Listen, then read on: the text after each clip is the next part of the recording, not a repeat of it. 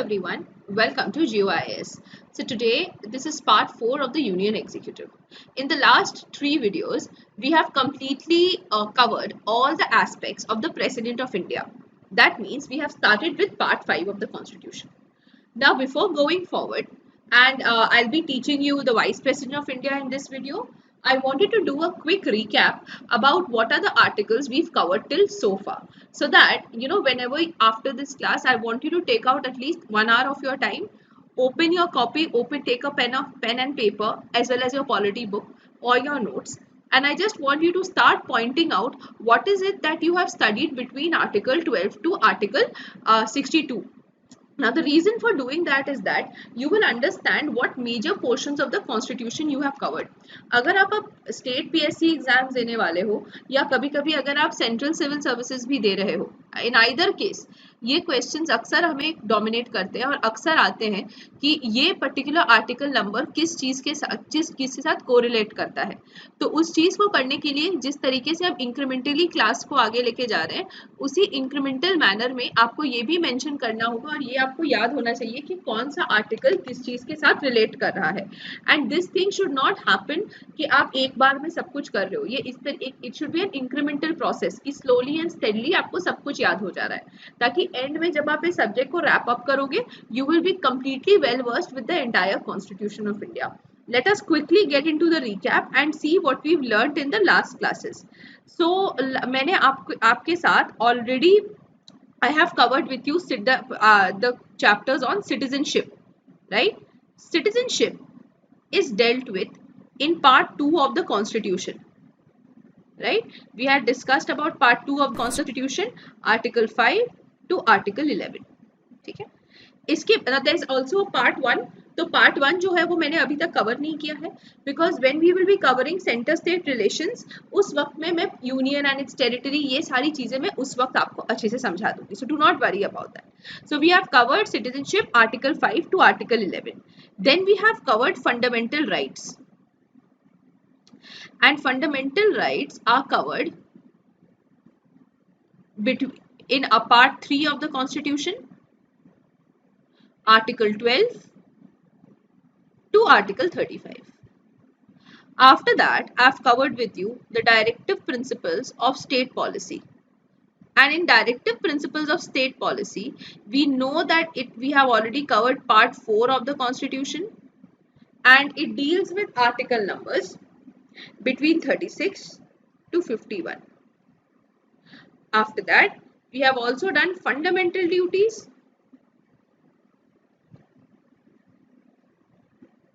which is a part of part 4A of the Constitution, and it is within Article 51A. There was only one article involved earlier. इसके बाद हम क्या देखते हैं कि part 4A के बाद हम पार्ट 5 में आ रहे हैं, जो यूनियन एग्जीक्यूटिव के साथ स्टार्ट हो रहा है, right? So union executive is covering part 5 of the constitution, और इसमें हमने अभी तक प्रेसिडेंट ऑफ इंडिया को स्टार्ट कर दिया है. Now the entire chapter on president of India, ये जो प्रेसिडेंट ऑफ इंडिया की हम बात कर रहे हैं, that is within part 5 of the constitution, and it is ranging from article 52. So let me just write it like this. I'm so sorry. President of India between article 52 to article 62. ठीक है. Similarly, यहाँ vice president of India होंगे हमारे, the vice president of India, which will be covered between article 63 to article 71.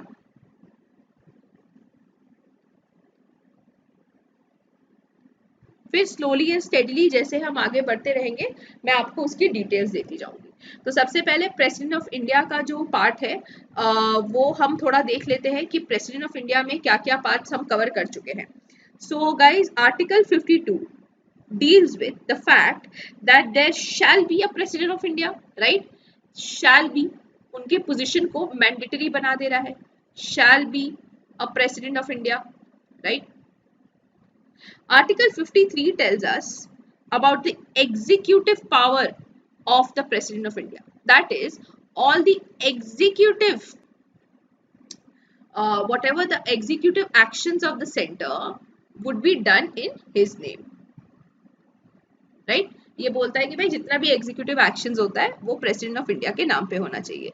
फिर आता है article 54 which talks about the election of the president of India कि election of the president of India होगा right. And इसमें जो होगा इसमें कौन कौन लोग पार्ट रहेंगे, who are the members who is going to take part. Then you have article 55 which tells us about the manner of election. मतलब it is telling you about the first past the post system. It will talk to you about the it will talk to you about the single transferable voting system. It will talk to you about the indirect elections. This is what is dealt with in article 55.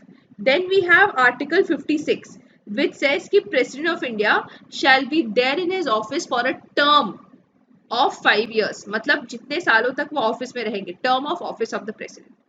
Article 57 says he can be re-elected after the term. So re-elections, ठीक है, re-elections or and eligibility for re-elections is dealt with article 57, ठीक है. Then let's go to article 58. So article 50 says कि what are the qualifying positions. So हमने याद है, अगर आपको याद है, we have discussed 35 LOC. So this is it. 58 tells us about the qualifications, ठीक है. 59 tells us about the disqualifications. I mean, what are the things, what are the conditions that you have to fulfill for the condition of the president's office. Article 60, the only oath of the entire constitution which is there with the president, that he shall preserve, defend and protect the constitution of India. All oaths taken by all other people is mentioned in schedule 3 of the constitution. I mean, all the important people, but for the president it is the only oath which is mentioned in the constitution of India, making his position absolutely supreme. Okay, now article 61 is dealing with article 61 is dealing with the impeachment process, the process of impeachment of the president of India. Then we have article 62, the time for holding elections, right? So when if there is a vacancy, as we have discussed, vacancy, vice president is going to be there for 6 months, not more than that, and then there has to be re-elections, right? So all these articles deal with the president of India, ठीक है ना. I think ये वाले जो articles है ये आपके दिमाग में पूरी तरीके से छप जाने चाहिए. Okay, so we will be discussing it once more later on. Now right now let us start off with what is called the vice president of India. Okay, now see, the vice president of India, we will be discussing the vice president of India today. Okay, now article 63 in the constitution tells us that there shall be a vice president of India. भाई एक vice president of India होगा. तो जैसे article 52 में it's mentioned that there shall be a president of India, उसी तरीके से article 63 में भी it has been mentioned that there shall be a vice president of India, which is the very first thing that we have to look at. ठीक है, there shall be a president of India. Similarly, article 63 says that there shall be a vice president of India. article 64 में उनके function के बारे में बता दिया है कि भाई ये जो वाइस प्रेसिडेंट ऑफ इंडिया होंगे, he will be the ex officio chairman of the Rajya Sabha. Now what is the meaning of ex officio chairman? ये word जो है ex officio, इसका actual में मतलब क्या होता है? That is something that we have to understand here. That means कि अगर बाय द वे आप वाइस प्रेसिडेंट ऑफ इंडिया बन गए, आप राज्यसभा के चेयरमैन तो बन गए, मतलब it is as a vice, it's because of the virtue of your position कि सिंस आप वाइस प्रेसिडेंट बन चुके हो, आप राज्यसभा के भी चेयरमैन रहोगे. इसका मतलब ये है that even though you are the chairman of the Rajya Sabha, you are not a member. यही मेजर डिफरेंस है guys, that president is a part of the parliament.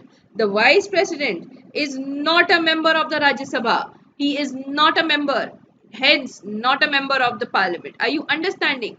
तो जैसे president जो है, he is a part of the parliament. He is said to be an integral part of the Indian legislature and an Indian executive. मगर इन case of vice president he is not a member. अब आइए article 65 पे, ठीक है। So article 65 says that he will be the acting president of India. Okay, he shall be the acting president of India whenever there is no president. So the vice president will act like the president, okay, or he will discharge his duties. Discharge the duties of the president. He will behave like the president whenever there is a vacancy. Wherever there is a vacancy or there is an absence. ठीक है, the vice president of India shall pretend to be the president of India. ठीक है, कहने का मतलब ये है, and this position that he will fill up will be for a maximum of 6 months, up till which the election commission of India has been have to conduct the elections for the president. अब आपके दिमाग में यहाँ एक question आएगा कि अगर मेरा acting vice president of India सिर्फ 6 months तक रहते हैं, ठीक है ना, इसके बाद क्या होता है मैम? इसके बाद भाई इलेक्शंस होगा, election commission of India elections करवाएगा और एक नया प्रेसिडेंट आएगा और ये वाइस प्रेसिडेंट जो है वो अपने पुराने काम में वापस चले जाएंगे। Very good ma'am. How is this position different from the position of the vice president of the USA? ठीक है, यूएसए में भी एक वाइस प्रेसिडेंट है। देखो, यूएसए का जो वाइस प्रेसिडेंट है, मेरी बात समझना, यूएसए के जो वाइस प्रेसिडेंट है, अगर बाय द वे प्रेसिडेंट का पोजीशन जो है वो वेकेंट हो जाता है, take for example that the president gets impeached and the presidency in USA, मैं यूएसए की यहाँ बात कर रही हूँ, the president of USA presidency vacant हो जाता है, vice president will take over, vice president will become the president, okay. And जैसे अगर ये प्रेसिडेंट का 3 years ऑफ टर्म बाकी था, वो 2 साल ही सर्व करते, 3 साल टर्म बाकी था, तो अब ये जो वाइस प्रेसिडेंट है वो 3 years तक प्रेसिडेंट का काम करेंगे। This is very different from India. क्या डिफरेंट है मैम? देखो, डिफरेंट ये है कि हमारे जो वाइस प्रेसिडेंट है वो सिर्फ 6 months तक प्रेसिडेंट रहेंगे, उनके पास अगर 4 years भी सामने रहेगा वो सिर्फ 6 ही महीना रह सकते हैं। 6 महीना के बाद एक नया प्रेसिडेंट आएगा and he has to return back to his duties. So that is one important difference between the vice president of the USA and the vice president of India. ठीक है, सेकंड हमारा जो कॉन्स्टिट्यूशन है, ठीक है, it has not assigned any significant function to the vice president in his capacity। ठीक है, कोई प्रॉपर उनको प्रॉपर तरीके से कोई काम नहीं दिया गया है। So his office was actually created with a view to maintain political continuity in the Indian state। कि जैसे फर्स्ट अगर हमारे प्रेसिडेंट है तो second person should be vice president, मगर इनके पोजीशन को कोई प्रॉपर तरीके से डिफाइन नहीं किया गया है, इसीलिए अक्सर हम इन्हें ये भी बोलते हैं that he is called his superfluous highness. I mean it is a very derogatory term actually कि हम वाइस प्रेसिडेंट को सुपरफ्लुअस बोल रहे हैं, बिकॉज सुपरफ्लुअस का एक्चुअली मीनिंग होता है नॉट नीडेड। ओके, तो ये चीज है, मैं थोड़ी देर बाद आपको और डिटेल में कराऊंगी। चलिए अभी हम ये समझने की कोशिश करते हैं। तो देखिए, सबसे पहले ये समझने की कोशिश करिए कि आर्टिकल 63 जो है वो हमें बोलता है that there shall be a vice president of India. Article 64 बोलता है कि भाई ये जो वाइस प्रेसिडेंट होंगे he will be the ex officio chairman of the Rajya Sabha. Very good.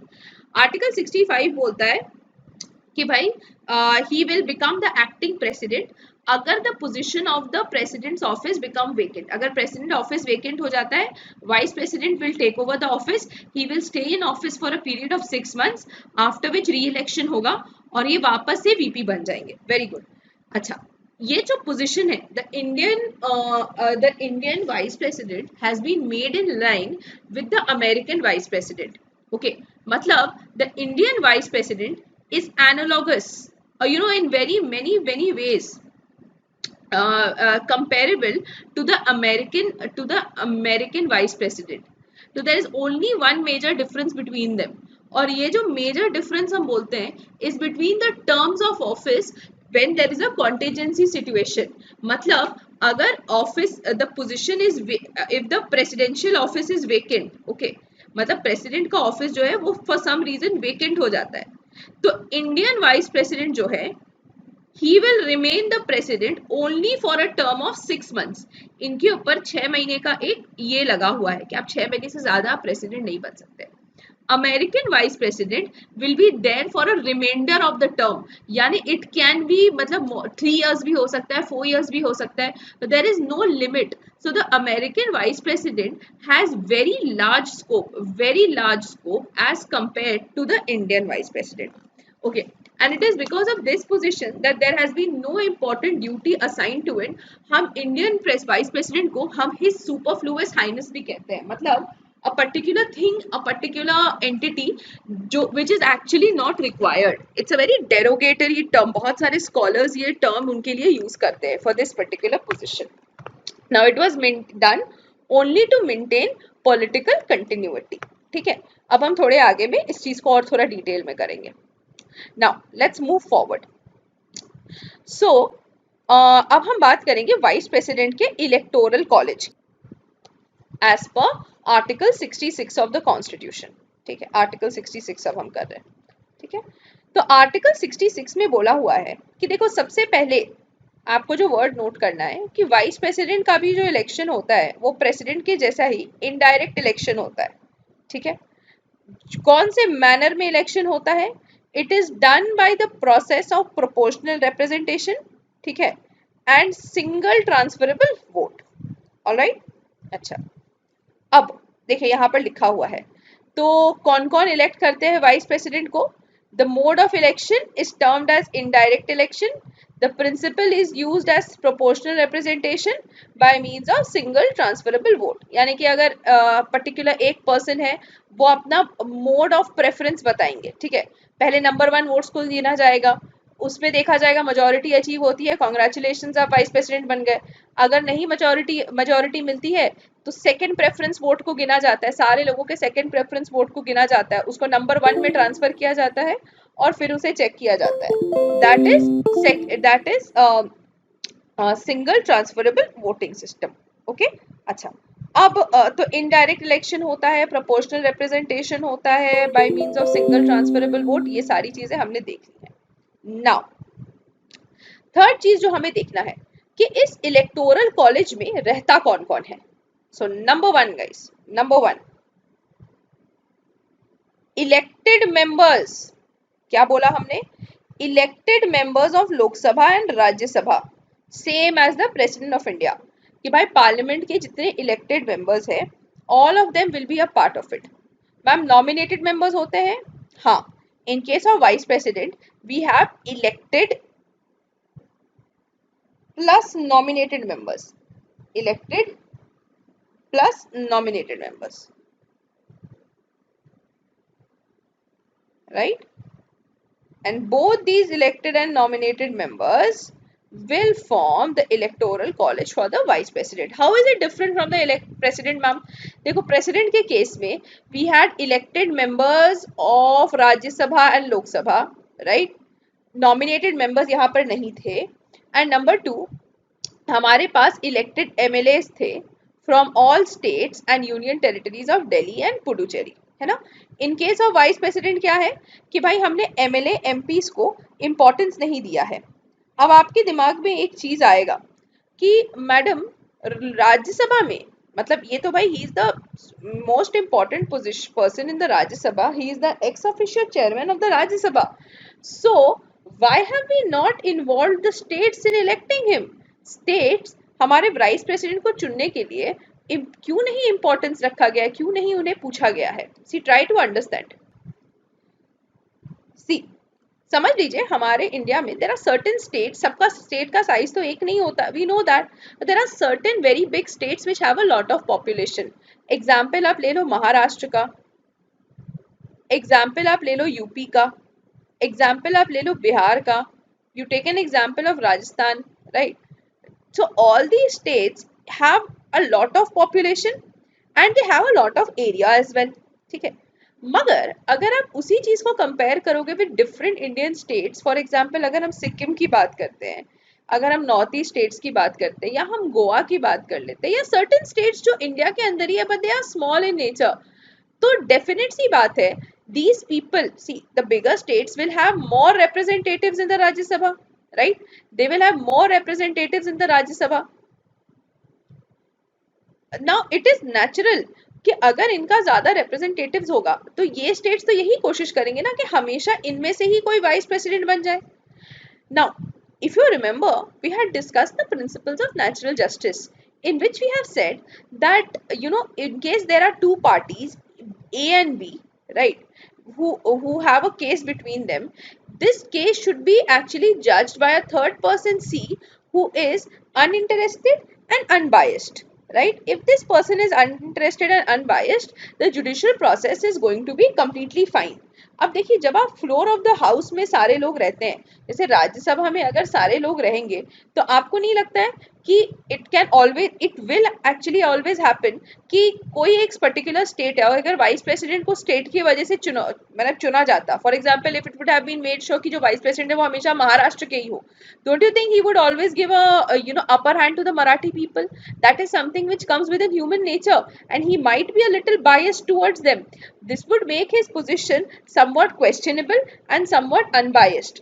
So in order to maintain the unbiasedness and the uninterest of the vice president, उन्हें उनके position को हमने only election in the Rajya Sabha करा दिया. अब समझिएगा, और लोकसभा का भी इंपॉर्टेंस रखा है. Now see, Rajya Sabha, he is the ex officio chairman of the Rajya Sabha, है ना. एंड राज्यसभा बनाया ही क्यों गया था? देखो लोकसभा तो इलेक्टेड है, तो राज्यसभा बनाने की क्या जरूरत थी? See, try to understand. Rajya Sabha was actually made as the voice of the state, है ना. मतलब देखो इंडिया में जो हमारे पास बहुत तरह के स्टेट्स है, हमारे स्टेट्स में गोवा भी आता है और उसी तरीके से हमारे इंडिया में यूपी भी है. UP is a big state, Goa is a small state. हमने सारे स्टेट्स को रिप्रेजेंटेशन राज्यसभा में दिया है ताकि क्या होता है कि जब भी हमारा राज्यसभा आता है, राइट, राज्यसभा में कुछ भी हो तो राज्यसभा का जो लीडर होना चाहिए he should be unbiased and uninterested. So Rajya Sabha will be voicing the problems of Goa also, he will be voicing the power of UP also. Hence the position who governs the Rajya Sabha should be uninterested and unbiased. Okay? अब देखिए, अभी मैंने आपको एक word बोला that vice president का जो position था that was an office of political continuity. Very important word. I want you people to make a note of this word, that the position of the vice president was because it was made so as to make it an office of political continuity.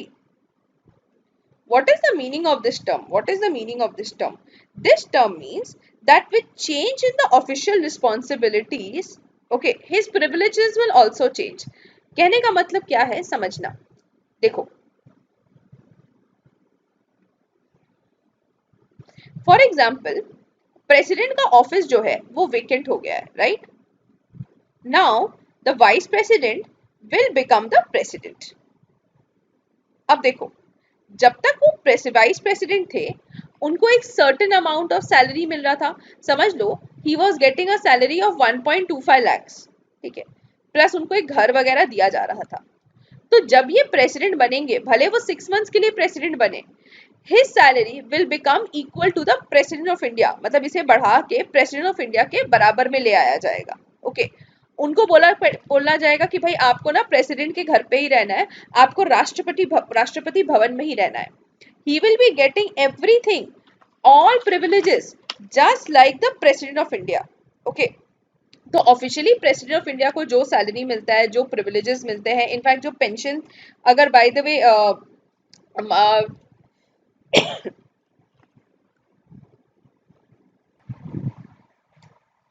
Now the minute after 6 months, जैसे ही vice president दूसरे आ जाते हैं, vice president वापस से अपने position में चले आते हैं. मतलब initially he was the vice president, for 6 months he became the president and then after 6 months he comes back to become the vice president only. अब जब ये वाइस प्रेसिडेंट वापस से बनते हैं, जो पहले उनको सैलरी मिल रहा था, जो उनको पोजीशन मिल रहा था, रहने को घर दिया जा रहा था, राष्ट्रपति भवन दिया जा रहा था, वो सब उनसे वापस ले ली जाएंगी. Okay, so if you understand, he was only made in case of a contagious situation, and that is the reason guys, क्योंकि इनका जो position है, it is not something जो हमें हमेशा चाहिए रहता है. So it is a position जो बहुत कम जरूरत में पड़ता है। There are not many instances जब प्रेसिडेंट का पोजीशन जो है वो खाली रहता है। इसीलिए राइटफुली स्कॉलर्स ने इनका एक नाम रखा है दैट इनका जो ऑफिस है it is the office of contingency. ठीक है, ऑफिस ऑफ कॉन्टिजेंसी मतलब it is the office of emergency. In other situations उनके बहुत सारा कोई पर्टिकुलर पोजीशन नहीं है। He is also called his superfluous highness. ठीक है, सुपरफ्लुअस का मतलब होता है समथिंग जो है but it is not needed. Okay, so he is called superfluous highness. और अब आप बोलेंगे मैडम इतना लिमिटेशन क्यों है इनके ऊपर, why there so much limitation. See president of India है, उनके पास कितना सारा काम है, कितना सारा पोजीशन है, executive powers, legislative powers. So even though बहुत सारे उनके पावर्स पे रिस्ट्रिक्शन दिए हुए हैं, मगर प्रेसिडेंट ऑफ इंडिया का position still is a very honourable position. Why this with the vice president? देखो ये जो लिमिटेशन दिया गया है वाइस प्रेसिडेंट को is because he is not a member of the legislature. देखो दिस एंटायर जो हम बोलते हैं limitation, this is due to non-membership of the President of India. Okay? Now, अब देखो इनका कुछ एक काम है as the presiding officer of the house. जैसा हमने थोड़ी देर पहले डिस्कस किया था कि वाइस प्रेसिडेंट ऑफ इंडिया जो थे he is the ex officio chairperson of the Rajya Sabha. That means he is the presiding officer of the Rajya Sabha. तो अब हम एक बार समझने की कोशिश करते हैं that as of the presiding officer उनके क्या क्या duties है. Let me just erase this. So as the presiding officer of the Rajya Sabha उनका काम है to notice whether there is quorum in the house. Quorum matlab the minimum number of members required to start off with the proceedings of the house, that is usually 1/10 of the total number. Second hai, it is his business to see that it is his job to see that the business of the house, ठीक है, that is the passing of the bills, the discussion of various things and everything in the house is going smoothly. Number 3, he has a very important part taking care of parliamentary committees. मतलब in the formation of parliamentary committees, और parliamentary committees में कौन कौन जाएंगे इनका बहुत important part रहता है. And finally, he has a very important part in maintaining and starting forward the motions of the house. So अभी आप ये mention कर लीजिए and then slowly and steadily when we will be discussing about parliamentary committees in the subsequent videos we will be covering and motions of the house, ये सारी चीजें आपको समझ में आ जाएंगी. So right now as a note you should have a mention of all this. Okay? अच्छा, अब आता है removal of the vice president of India. देखो प्रेसिडेंट ऑफ इंडिया के बारे, ठीक है, to remove the president of India हमारे पास आर्टिकल 61 में बहुत आराम से दिया हुआ है कि भाई हमें प्रेसिडेंट ऑफ इंडिया को कैसे हटाना है. सो ये मेंशन किया हुआ है कि president of India has to be removed by the process of impeachment, कि भाई उन्हें इम्पीच किया जाए और उनको रिमूव करने का प्रोसेस भी दिया गया है. Now on parts of removal of the vice president, constitution इस मैटर में बिल्कुल साइलेंट है. बहुत सारी कम चीजें दी गई हैं in order to remove the vice president of India. तो there is no formal impeachment process for the vice president of India. तो ये कहा जाता है कि Rajya Sabha can simply pass a resolution, ठीक है, with a majority of the Lok Sabha in it. Alright, तो जैसे लोकसभा चाहता है वैसे ही अगर राज्यसभा चाहता है, so Rajya Sabha can pass a resolution, okay, with an effective majority and the Lok Sabha can pass it with the help of a simple majority. This is the statement जो हमें ध्यान रखना है. Now effective majority का मतलब क्या होता है? Let me just tell it to you in a small way. So for example, समझ लीजिए राज्यसभा का total number of seats है 250, ठीक है. So total number of seats is 250. इनमें से समझ लीजिए 20 seats are vacant, ठीक है, vacant है 20 seats, ठीक है. So effective membership of Rajya Sabha, मेरा वर्ड सुनिएगा, effective membership will be 250 minus 20 which is equal to 230, ठीक है.